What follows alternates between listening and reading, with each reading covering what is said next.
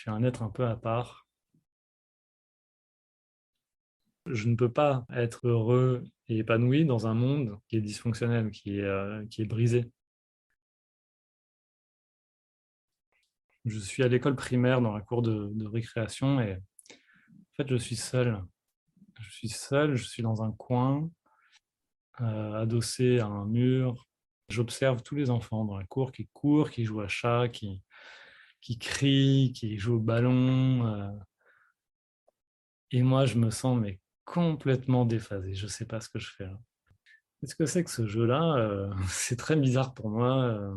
J'arrive pas à m'y insérer, j'arrive pas à y participer. C'est toujours pareil aujourd'hui. Ça n'a pas changé. Cette sensation-là, elle est toujours présente. Ce qui me porte, c'est une ouverture sur soi, sur l'autre, sur la vie, sur l'immensité du champ des possibles, sur les grands mystères. Mais j'ai aucun partenaire de jeu et aucun égal avec qui partager des choses qui m'inspirent vraiment, vraiment. Comment tu fais en fait? Sincèrement, comment tu fais? Qui peut me parler à ce niveau d'intensité qui est le niveau qui me convient à moi? Sincèrement, qui? Moi, j'adore parler en fait, parler des choses qui me tiennent à cœur, qui m'animent, de ce que je vis aussi. J'ai rarement l'occasion de le faire. Après avoir lu un de tes billets sur Facebook, j'ai sauté sur l'occasion. J'ai tellement envie de trouver une oreille qui est prête à recevoir les deux, trois trucs que je peux dire. Parce que je sais au fond de mon cœur que j'ai des choses à partager. J'ai besoin de quelqu'un à qui parler, en fait. Avoir un espace où je vais pouvoir déposer ma parole, contacter toutes les émotions qui me traversent et les laisser sortir. Et c'est juste ça, en fait. Je connais deux personnes qui savent à peu près le faire. C'est très rare de rencontrer une personne donc qui soit réellement sincèrement en train d'écouter, en fait. Si elle n'est pas en lien avec elle-même, elle peut certainement pas être disponible pour moi. Donc même une personne qui a de la présence continue de donner du conseil, dévier sur des situations personnelles. Donc déjà, là, tu as éliminé à peu près 99% des gens. À la fin, il reste plus grand monde. Et d'où mon sentiment de solitude. De temps à autre, j'ai besoin de me ressourcer. Je vais croiser une personne avec qui il y a une connexion forte, qui fait beaucoup de bien, parce que c'est comme si il n'y avait pas besoin de se parler. Enfin, il y a tellement de choses partagées, de socles communs. C'est très simple, quoi. Donc, on se comprend d'un regard. Pouvoir se regarder et qu'il n'y ait il n'y ait pas de gêne ou d'attente. Je suis là, tu es là, on se regarde. On peut partager un sourire, on peut partager un câlin. Nous nous connaissons plus. Savais-tu cela de toi?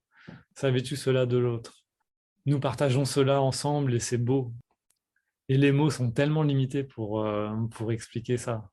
On touche littéralement au divin, en fait. Ces personnes-là, je les rencontre de temps à autre, mais c'est occasionnel. Visiblement, nous n'avons pas vocation à partager un quotidien.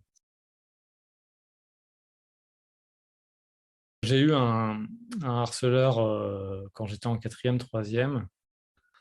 Et donc un jour, il a craché comme ça. Moi, j'ai cru qu'il avait craché par terre, mais non, il avait craché sur mon manteau. Tu vois. Pourquoi est-ce que cette personne-là me harcèle? Qu'est-ce que je lui ai fait? Pourquoi elle me crache dans mon dos? Elle me crache sur mon manteau? Enfin, pourquoi elle me parle mal? Pourquoi elle essaye de me raqueter, je sais pas, un Twix?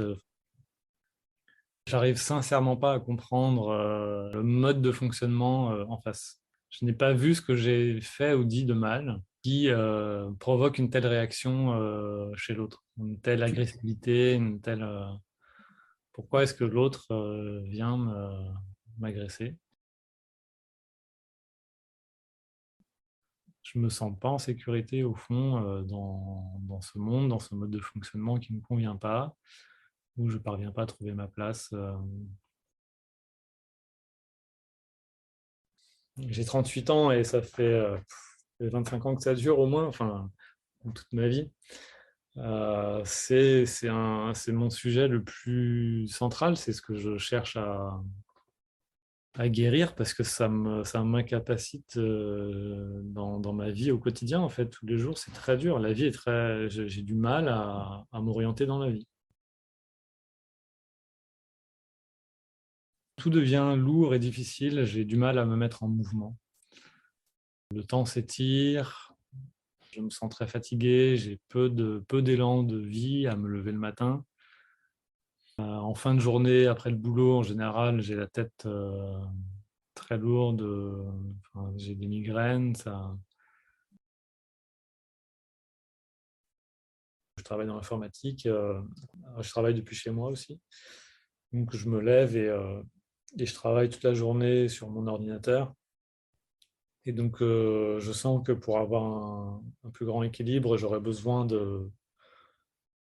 d'avoir non seulement un métier qui ne soit pas assis dans une pièce sombre toute la journée, mais non seulement ça, mais aussi qui ait du sens. En 2020, j'ai proposé un atelier sur la conscience. J'en ai animé 2 chez moi. J'avais envie, moi, d'explorer le monde émotionnel, d'offrir un espace pour vivre, pour témoigner, pour être vu par ses pairs.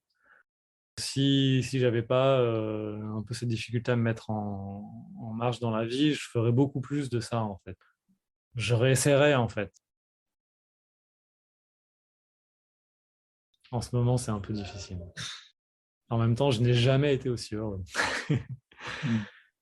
Je n'ai jamais eu autant de légèreté, de capacité à rire comme ça de tout ce qui peut se passer pour moi, de voir la beauté de tout ça. Et ça, c'est une goutte de bonheur.